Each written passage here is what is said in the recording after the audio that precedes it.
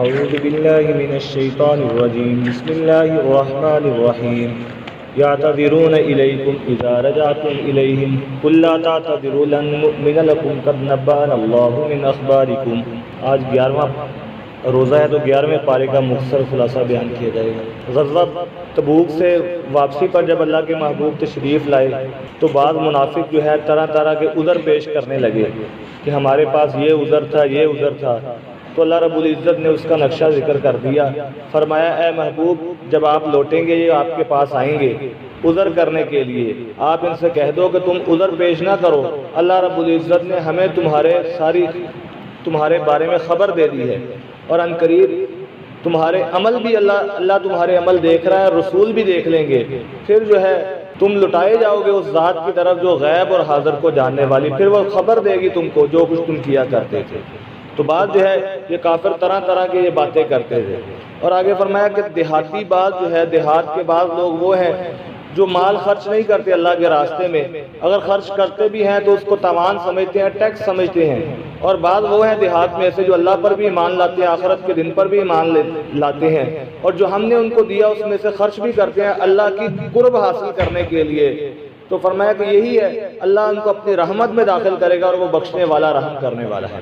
اور آگے فرمایا سبقت کرنے والے ہیں وہ جو ہجرت کے اندر ہجرت کرنے والے بھی ہیں اور انصار، اور وہ جو ان کے پیچھے چلنے والے ہیں۔ تو اللہ رب العزت نے ان کو کیا بدلہ دیا کہ اللہ ان سے راضی، وہ اللہ سے راضی، رضی اللہ عنہم ورضوا عنہ کا لقب مل گیا، اور اللہ نے ان کے لیے ایسے باغات تیار کیے ہیں جن کے نیچے نہریں جاری ہوں گی، وہ اس میں ہمیشہ ہمیشہ کے لیے رہیں گے۔ یہ بہت بڑی کامیابی ہے۔ تو گویا جو جنتی کو جنت میں جانے کے بعد سب سے آخر کے اندر جو ہے جو ٹائٹل حاصل ہوگا، جب جنتی جنت میں چلے جائیں گے تو اللہ رب العزت ان کو حوریں دیں گے، جنت کی نعمتیں دیں گے، تو وہ اللہ رب العزت فرمائیں گے جنتیوں کو اس سے بہتر دوں، تو وہ کہیں گے اللہ اس سے بہتر کیا ہو سکتا ہے، ہر چیز تو مل گئی، حوریں مل گئی، جنت کے اندر جہاں چاہتے ہیں جو چاہتے ہیں کھا لیتے ہیں، اس سے بہتر کیا ہے؟ تو اللہ فرمائیں گے اس سے بہتر جو ہے وہ میرا دیدار ہوگا۔ جب جنتی اللہ کو دیکھیں گے تو 100 سال تک دیکھتے ہی رہیں گے۔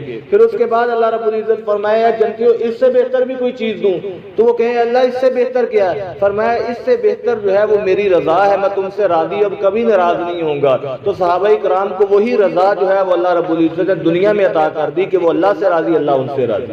اور آگے فرمایا کہ اے محبوب جب یہ آپ کے پاس آئیں، اب آپ کے پاس مال لائیں تو مال کو قبول کر لیں تاکہ ان کو پاک کر دیا جائے، اور آپ ان کے لیے دعا بھی کیجئے، اور بے شک آپ کی دعا جو ہے وہ ان کے لیے سکون کا باعث ہوتی ہے، اور اللہ رب العزت سننے والے بھی ہے، جاننے والے بھی ہیں۔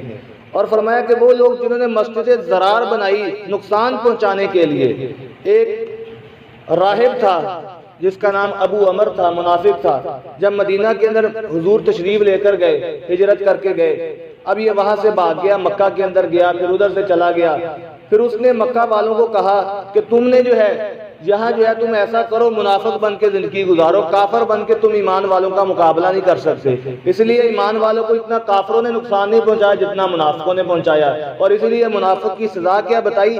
ان المنافقین فی الدرک الاسفل من النار، جہنم کے سب سے نچلے طبقے کے اندر منافق ہوں گے۔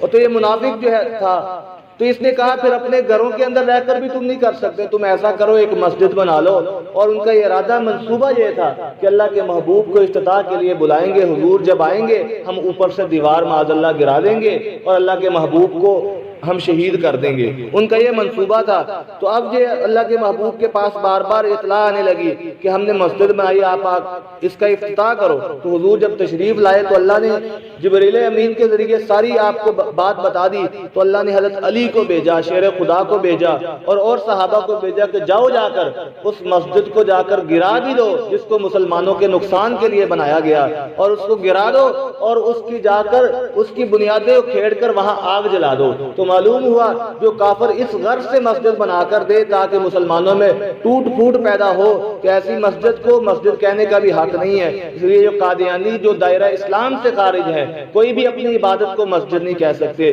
تو گویا اس مسجد کو 4 طرح سے نقصان پہنچانے کا ارادہ کیا، وہ لوگ جنہوں نے مسجد بنائی ضرارن نقصان پہنچانے کے لیے، وکفرن اور کفر پھیلانے کے لیے، وتفریقا بین المؤمنین مومنوں کے درمیان فرق ڈالنے کے لیے، تفرقہ ڈالنے کے لیے کہ طرح طرح طرح کے شبہات ڈالیں گے، وَإِرْصَادًا لِمَنْ حَارَبَ اللَّهَ وَرَسُولَهُ، اور جائے مشورہ ان لوگوں کا جو اللہ اور اس کے رسول کے ساتھ جنگ کرتے ہیں، فرمایا ان کو گرا دو۔ تو اللہ نے اپنے محبوب کو کہ اس مسجد کے پاس ٹھہرو بھی نہیں، فرمایا مسجد تو وہ ہوتی ہے جس کی بنیاد تقوی پر رکھی جائے، جیسے مسجد قباء ہے، ان کا تذکرہ آ گیا۔ فرمایا کہ وہ ایسے لوگ ہیں جو بڑی پاکی کو پسند کرتے ہیں، تو اہل قباء جو تھے، قباء کے پاس رہنے والے لوگ جو تھے، وہ ایسا کرتے تھے جب بھی وہ استنجا کرتے تو ساتھ مچھی کا ڈیلا بھی استعمال کرتے، پانی بھی استعمال کرتے، پاکی کا بڑا خیال کرتے تھے۔ تو اللہ نے ان کی یہ خوبی بیان کر دی، ایسے لوگ ہیں یحبون ان یتطہروا، جو پاکی کو پسند کرتے ہیں۔ اور آگے فرمایا کہ بے شک اللہ نے ایمان والوں سے مومنوں کو خرید لیا ہے، ان کی جانوں اور ان کے مالوں کو جنت کے بدلے میں خرید لیا، یعنی اللہ ان کی جانیں بھی اور مال کے بدلے میں جنت عطا کریں گے۔ آج دیکھو جان تو کیا، مال دینا بھی ہمیں بڑا جو ہے وہ گراں گزرتا ہے کہ اللہ کے راستے کے اندر، غرباء کے اندر مال دیا جائے۔ تو صحابہ کرام فرمایا پھر کیا کرتے ہیں، یقاتلون فی سبیل اللہ، اللہ کے راستے میں جہاد بھی کرتے، فیقتلون ویقتلون، اور کافروں کو قتل بھی کرتے اور خود بعض دفعہ شہید بھی ہوتے۔ تو شہادت بھی بڑا رتبہ ہے۔ اور آگے کامیاب لوگوں کی نشانیاں بیان کر دی، کامیاب کون ہے؟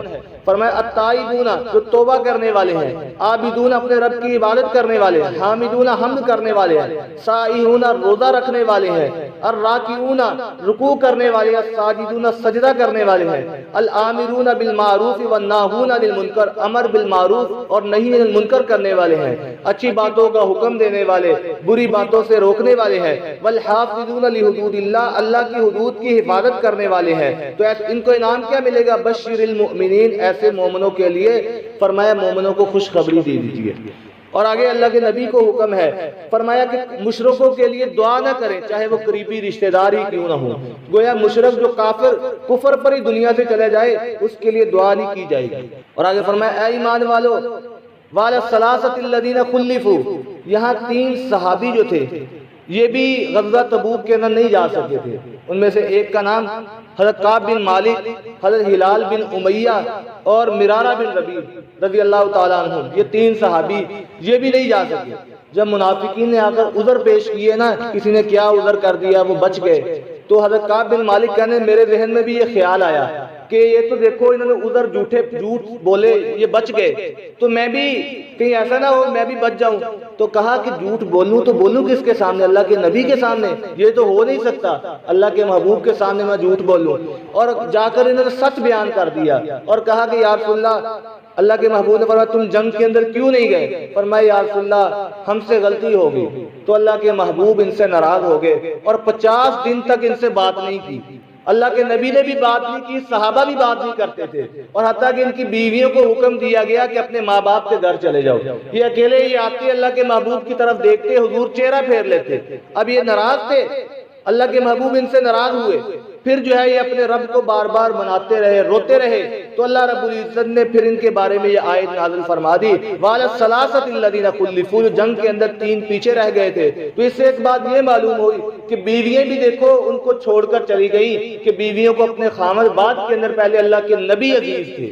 تو معلوم ہوا کہ ہر کام کے اندر اللہ کے محبوب سے محبت ہونی چاہیے، کہ ہر کام کے اندر اللہ اور اس کے محبوب کا طریقہ مقدم ہونا چاہیے۔ اس لیے سیدنا یہ غزوہ بدر کے اندر ہی حضرت ابو بکر صدیق کا بیٹا اس وقت ابھی ایمان نہیں لایا تھا، کہنے لگے ابا جان آپ میرے تلوار کی وار کے نیچے آ گئے تھے، لیکن میں نے آپ کو باپ ہوتے ہوئے چھوڑ دیا۔ تو ابو بکر نے کہا بیٹا تو نے تو مجھ پر رحم کر لیا، چھوڑ دیا، اگر تو میرے وار کے نیچے آ جاتا میں بیٹا ہونے کی وجہ سے نہ چھوڑتا بلکہ محمد عربی کا دشمن ہونے کی وجہ سے سر تن سے جدا کر دیتا۔ تو معلوم ہوا صحابہ، تو حضرت کعب بن مالک کہنے لگے میں نے سچ بولا۔ اب سچ بولنے پر وقتی طور پر بعض دفعہ مشکل آ بھی جاتی ہے، لیکن ہمیشہ جو ہے سچ پانے والا، سچ بولنے والا نجات ہی پاتا ہے۔ من صدق الصدق جی والکاذب یہلک، سچ نجات دیتا ہے اور جھوٹ انسان کو ہلاک کرتا ہے۔ فرمایا کہ اللہ نے پھر میری توبہ کا تذکرہ قیامت تک فرمایا قرآن پاک میں ذکر کر دیا، یہ ان کی یہ شان ہے، انہوں نے سچ بولے۔ اور آگے فرمایا ایمان والو تم اللہ سے ڈرو اور ہمیشہ سچوں کے ساتھ رہو، سچ بولنے والوں کے ساتھ رہو۔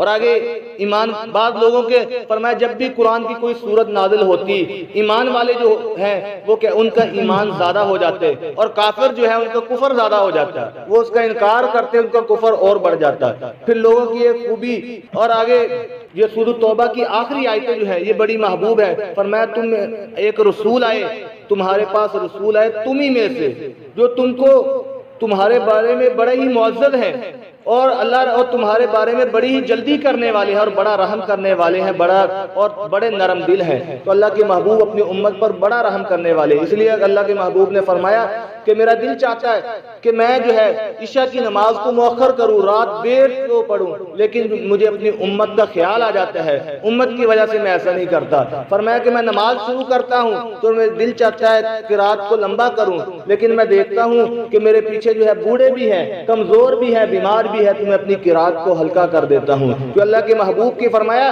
کہ اگر جو ہے مجھے میری امت پر مشقت کا خوف نہ ہوتا تو میں مسواک کو فرض کر دیتا، ہر نماز کے لیے مسواک ضروری ہے، جب بھی وضو کرو مسواک کرو۔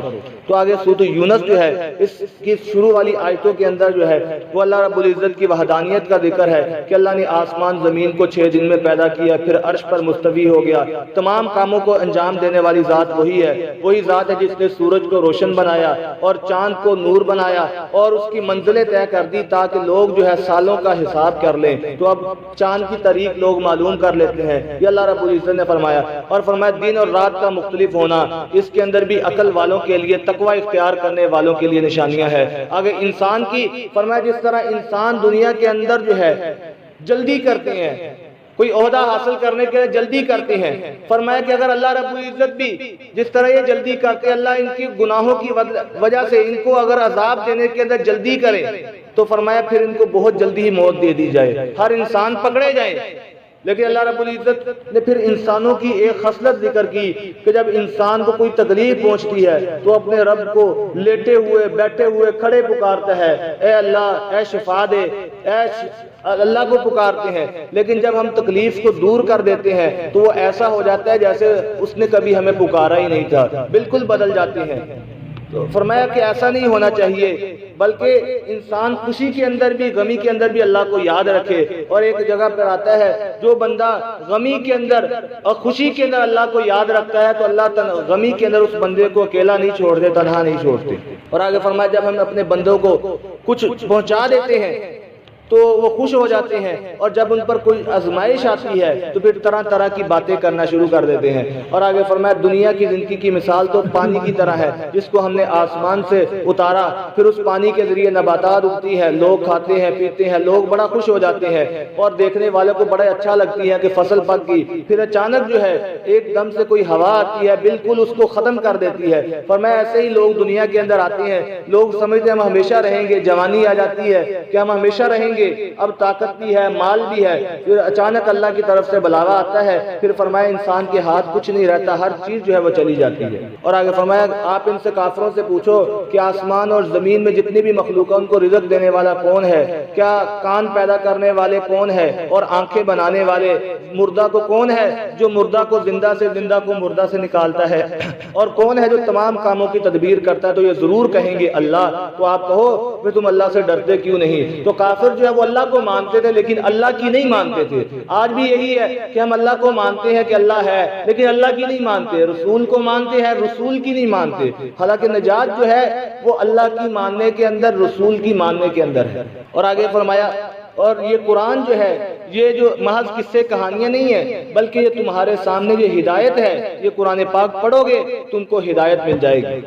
اور آگے فرمایا کہ اللہ رب العزت کسی انسان پر ظلم نہیں کرتے لیکن لوگ خود اپنے اوپر ظلم کرنے والے ہیں۔ آج دنیا کے جو لوگ نماز نہیں پڑھتے تو کل کو ان کو سزا ملے گی، جب جہنمی جہنم کے اندر جائیں گے ان سے پوچھا جائے گا ما لکم فی سقر، کہ تم کس وجہ سے جہنم میں آگے؟ وہ کہیں گے قالوا لم نک من المصلین، کہ نماز نہیں پڑھتے تھے، ہم لوگوں کو کھلاتے نہیں تھے، اللہ نے دیا تھا، اللہ کے راستے میں خرچ نہیں کرتے تھے، تو اس لیے اللہ کے راستے میں خرچ کرنا چاہیے۔ اور آگے فرمایا قیامت والا دن جب انسان جس نے اپنے اوپر ظلم کیا ہوگا، جتنی بھی زمین ہے، روئے زمین، ساری زمین کو سونے چاندی سے بھر دے اور کہے اے اللہ اتنا لے لے اور مجھے چھوڑ دے، فرمایا اس دن چھوڑا نہیں جائے گا۔ پہلے بھی اتنا کر نہیں سکتا، اگر کر بھی دے اور اس کی جان چھوٹ جائے تو فرمایا ایسا ہو نہیں سکتا۔ اور آگے فرمایا الا ان اولیاء اللہ لا خوف علیہم ولا هم یحزنون، اور خوب سن لو کہ جو اللہ کے اولیاء اللہ ہیں، جو اللہ کے دوست ہیں، جنہوں نے اللہ کو راضی کیا، نہ ان کو قیامت والے دن کو خوف ہوگا، نہ ان کو کوئی غم ہوگا۔ یہی وہ لوگ ہیں، اللہ نے ان کی تعریف بھی بیان کر دی، الذین آمنوا وکانوا یتقون، جو ایمان بھی لاتے تقوی اختیار کرتے ہیں۔ تو گویا ولی وہی ہوتا ہے جو ایمان والا بھی ہو، تقوی اختیار کرنے والا بھی ہو۔ اگر کوئی ولی ایسا ہے کہ اس کے چہرے پر نبی کی سنت ہی نہیں ہے، یا وہ سنتوں کا پابندی نہیں ہے، تو وہ جتنا بھی وہ بتائے ہوا کے اندر اڑ کر بھی دکھا دے، وہ ولی اللہ نہیں ہو سکتا۔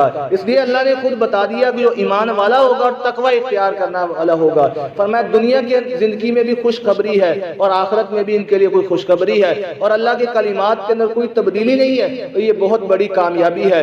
یہاں خوف علیہم ولا هم یحزنون، خوف کا تعلق جو ہے کسی آئندہ کسی چیز پر ہوتا ہے کہ کوئی ان کو کوئی نقصان نہیں ہوگا، اور غم کا تعلق جو ہے وہ گزشتہ کسی چیز پر ہوتا ہے، انہیں دنیا کے اندر اللہ کو یاد ہی کیا ہوتا ہے، کوئی وہ دنیا کے اندر ہمیشہ اللہ اللہ کرتے رہے ہوتے ہیں۔ تو فرمایا اس لیے وہ جو ہے نہ ان کو خوف ہوگا نہ غم ہوگا۔ فرمایا کہ وہی ذات ہے جس نے تمہارے لیے رات کو بنایا تاکہ تم رات کے اندر سکون اختیار کرو، دن کو دکھانے کا ذریعہ بنایا۔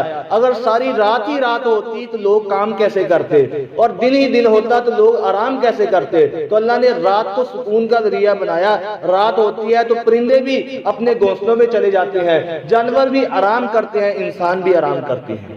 اور آگے نوح علیہ السلام کی قوم کا تذکرہ، ان کا واقعہ پہلے گزر چکا ہے کہ نوح علیہ السلام نے آ کر تبلیغ کی، لوگ نہیں مانے، پھر جو ہے اللہ رب العزت نے ان کو پکڑ لیا۔ پھر آگے موسیٰ علیہ السلام کا قوم کا تذکرہ کہ موسیٰ علیہ السلام نے آ کر جو ہے نشانیاں بھی دکھائی، لیکن وہ پھر بھی تکبر کے اندر مبتلا رہے۔ پھر اللہ نے کیا کیا؟